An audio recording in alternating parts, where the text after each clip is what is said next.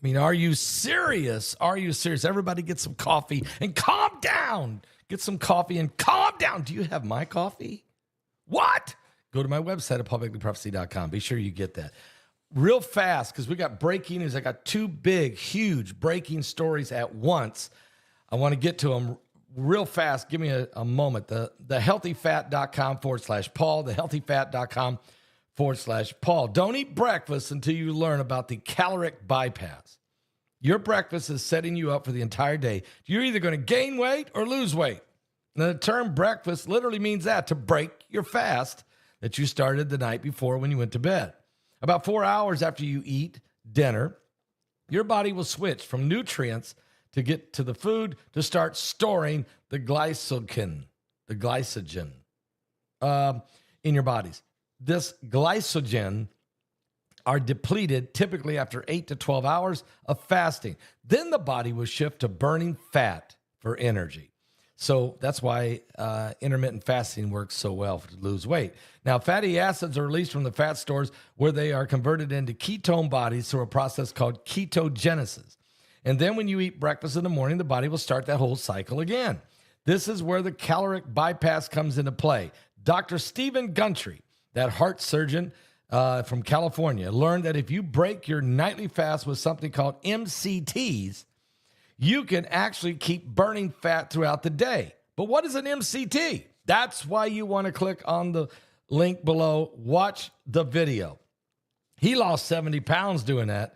I'm telling you right now, it will make a difference. Go to thehealthyfat.com/Paul, thehealthyfat.com/Paul. You'll be glad when you do, okay? Guys, two breaking stories. Let's start with this one first, and that is coming out of the Middle East. It is France. What? France?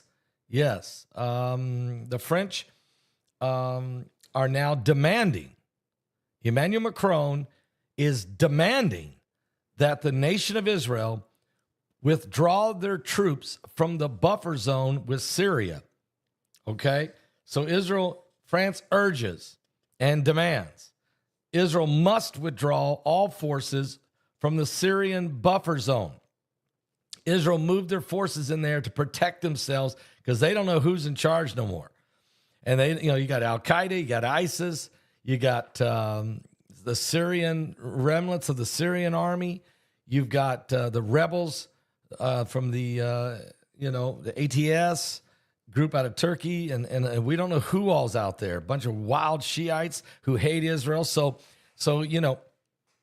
Israel just said, look, we got to take some matters in our own hands and protect ourselves by going into the buffer zone and expanding. They expanded the buffer zone a little ways into Syria, including taking over Mount Hermon, where I talked about that. That's where according to the book of Enoch, the 200 fallen angels fell.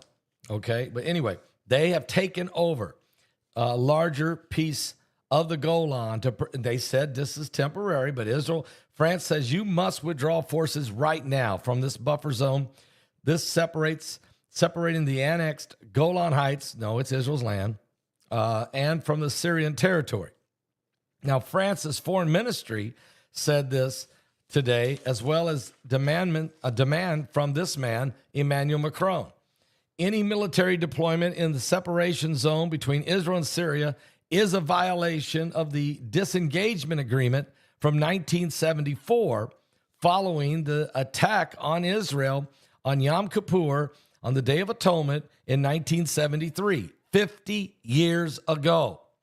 So Israel hasn't been over there in 50 years. But Israel's Prime Minister, Benjamin Netanyahu, announced he had ordered his army to seize the demilitarized zone in the Syrian-controlled part of the Golan Heights after the rebels had swept Syrian President Bashar al-Assad from power.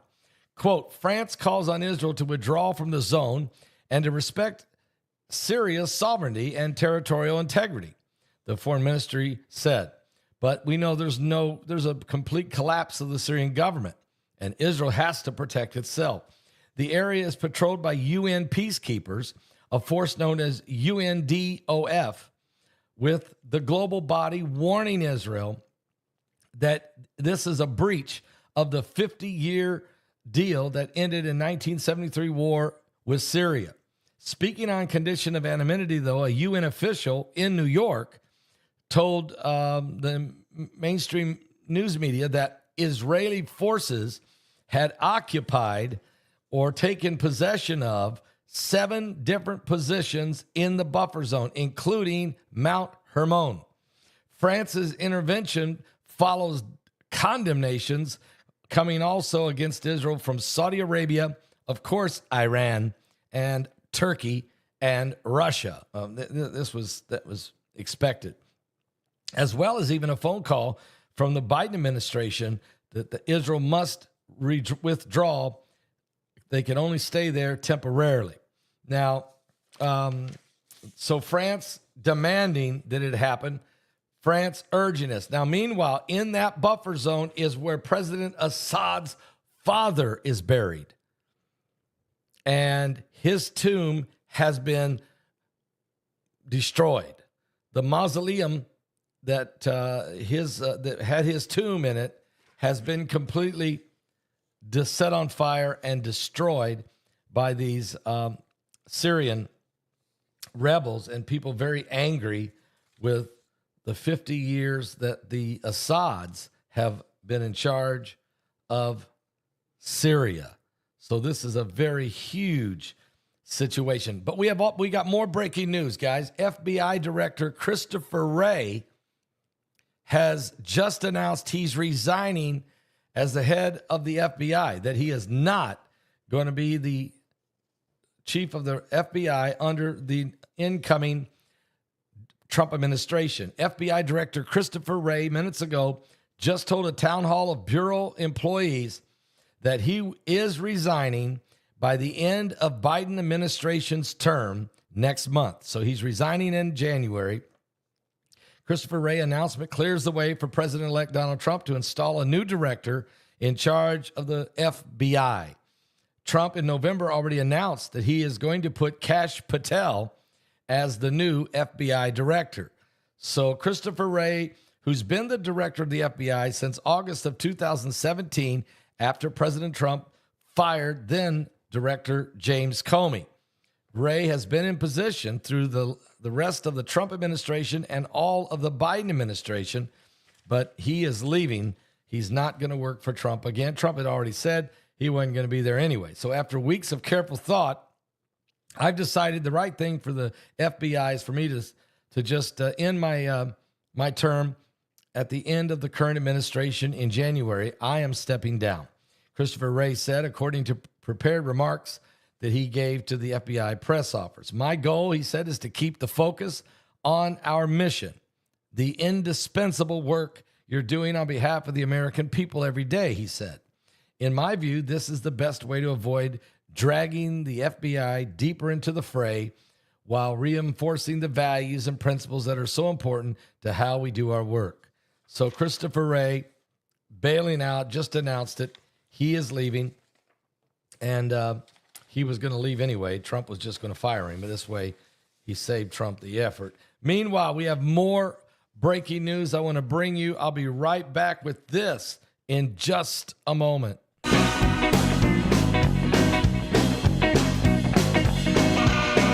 some coffee.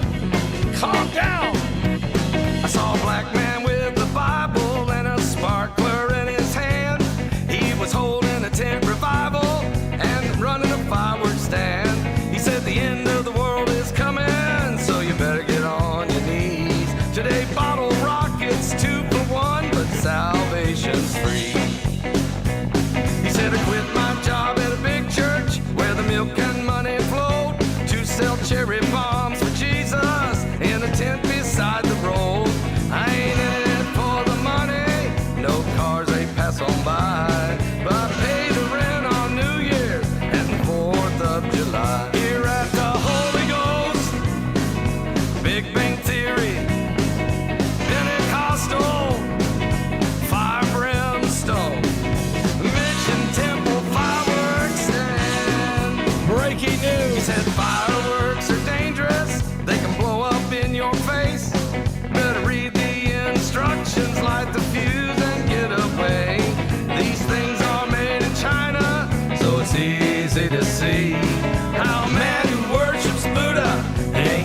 no guarantee. This is the Holy Ghost, Big Bang Theory, Pentecostal, fire and brimstone, Mission Temple, fireworks. We got more breaking news on the drones.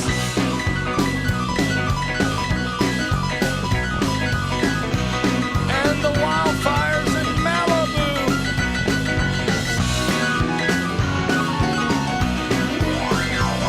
He said everything I'm selling, it's all going up in smoke. This world is like an atomic bomb, it's ready to explode. When the trumpet sounds and the Lord comes back, I promise you one thing, I'll be a human bottle rocket, and I'll go out with a bang. I'll lead this Holy Ghost, Holy Ghost, Big Bang Theory, Big Bang Theory, Pentecostal, Pentecostal, fire and brimstone, fire and brimstone, it's Mission Temple, fireworks stand. I'll lead this Holy Ghost, Holy Ghost, Big Bang Theory, Big Bang Theory, Pentecostal, Pentecostal, fire and brimstone, fire and brimstone, it's Mission Temple, fireworks stand. Mission Temple, fireworks stand. It's Mission Temple, fireworks stand.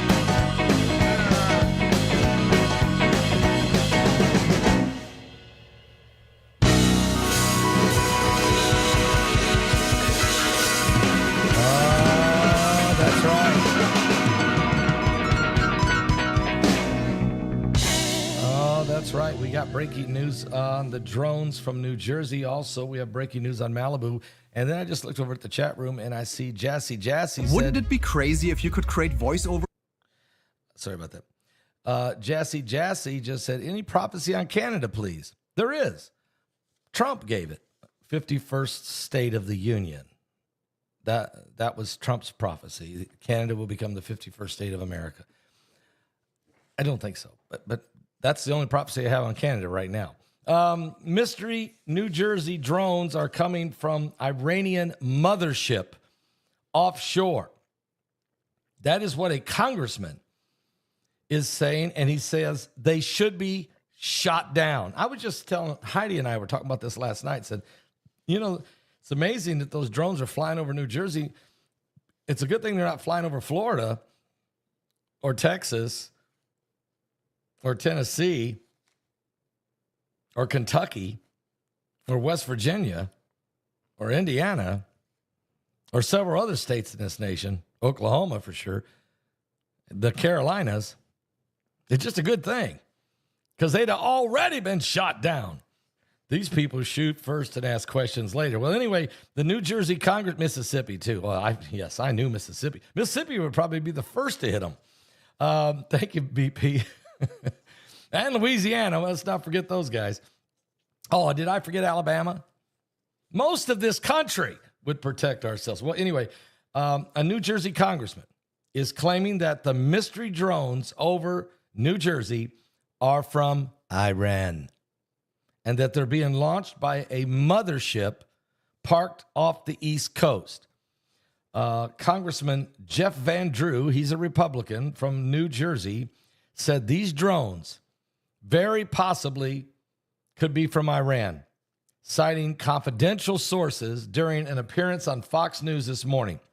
These drones should be shot down, he said, adding that the military is on full alert with this. And guys, the reason we're bringing this up is this was yesterday at a conversation with Heidi, and I think maybe someone else, that I've been concerned that these drones have been doing this because they're looking, probing, seeing how much they can get away with, and of course they could be getting in position for the inauguration of President Donald Trump. They could try to attempt an assassination from the sky, and they wouldn't have to be over Washington. They could be somewhere off the coast of the East Coast, but have some type of capability that we're not aware of. Matter of fact, here's a picture of one of the drones right here. There's been multiple amounts of drones. There's been as many as 50 that have been verified, and they're as big as cars. I mean, these aren't little bitty drones. This isn't somebody's drone that they bought on Amazon and are out flying it around. These things are bigger than cars, and they're definitely military. They could have been a UFO. Then we could have said what I've always said. We've got drones over our homes. Listen to you on the phone. Don't you moan. E.T. call home. No, it's none of that. These are drones that, according to Congressman Van Drew, they're Iran's. And he says, I know because he has a confidential source. Well, he's a congressman, no doubt. I'm going to tell you the real deal, he said. Iran launched a mothership that contains these drones, according to Congressman Van Drew. It's off the east coast of the United States of America.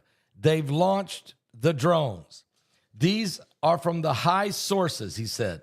I don't say this lightly. So in other words, he's breaking confidentiality here, but I think he believes that it's in the interest of the American people to tell them what this is and who's doing it.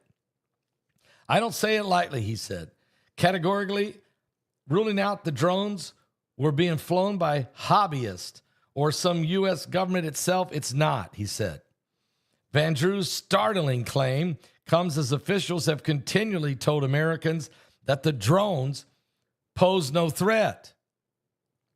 Even, and maybe the politicians, the mayors of these towns and what have you, maybe that's what the government has told them to say. Even the FBI has admitted that it has no idea what they are or how to stop them. But then again, the FBI director just announced he's resigning. He don't want to have to answer these questions in a hearing, I take it. The large drones have been spotted flitting across the night skies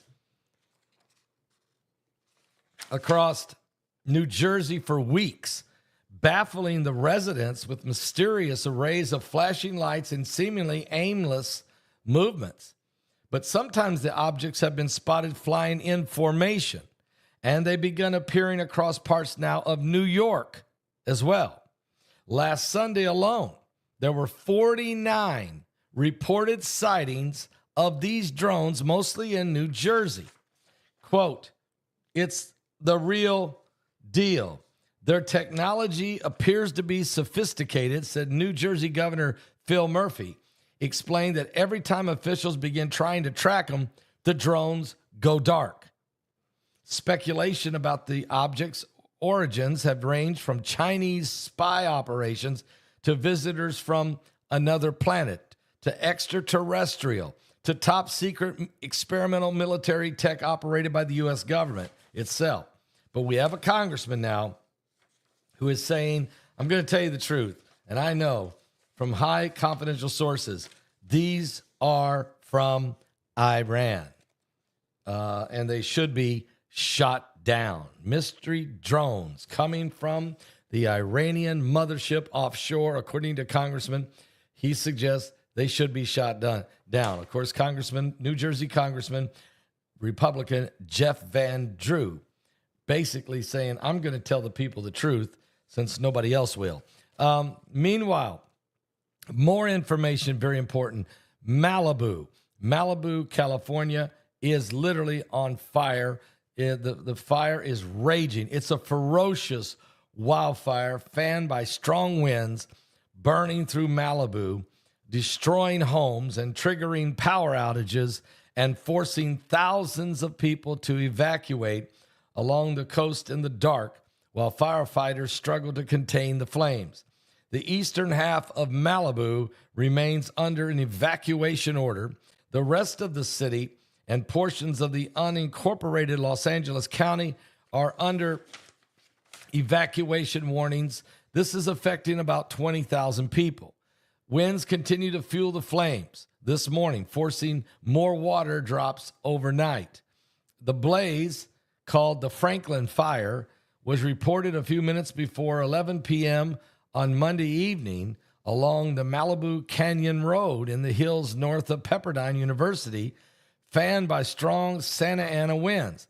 The blaze moved at a fierce pace, exploding to roughly 3,000 acres by Tuesday night, with no containment in sight, according to California Department of Forestry and Fire Protection.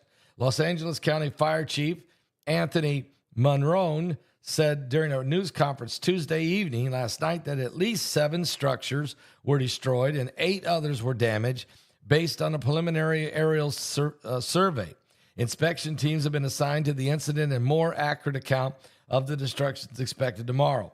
More than 1,500 firefighters are battling the ground on this fire, building containment lines as air tankers drop water on the blaze.